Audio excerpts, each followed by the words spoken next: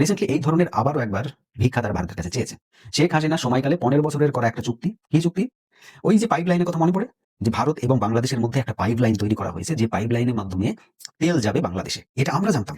কিন্তু বাংলাদেশের মিডিয়া এবং বাংলাদেশের যে সমস্ত প্রপাগান্ডা যারা করে, তারা কি ছড়িয়েছিল? যে এই পাইপলাইনের মাধ্যমে ভারতে তেল যাবে বাংলাদেশ থেকে। বাংলাদেশ যে তেল উৎপাদন করে সেটা স্বল্প মূল্যে শেখ হাসিনা ভারতে পাঠিয়ে দিচ্ছে। একবার ধারণা করতে পেরেছেন যে এইরকম মেন্টালিটির মানুষ আজকাল বাংলাদেশে বসবাস করে। আর সেটা সীমিত কয়েকজন নয়, হিউজ একটা পরিমাণ।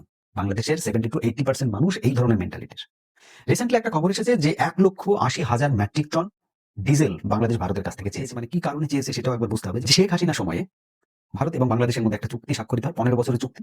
যে এই তেল যদি বাংলাদেশের দরকার পড়ে, ডিজেল বা পেট্রোলিয়াম জাতীয় দ্রব্য, সেগুলো কিন্তু ভারতকে দিতে হবে বাংলাদেশের। যে কারণে ১৩৫.৫ কিলোমিটার লম্বা একটা পাইপলাইন তৈরি করা হয় ভারত এবং বাংলাদেশের মধ্যে। বাংলাদেশের উত্তরাঞ্চল যেটাকে বলা হচ্ছে লালমনিরহাট, যেটা আপনারা ফেমাস একটা জায়গা জানবেন, সেই লালমনিরহাটের আশেপাশে আরো বহু এলাকা রয়েছে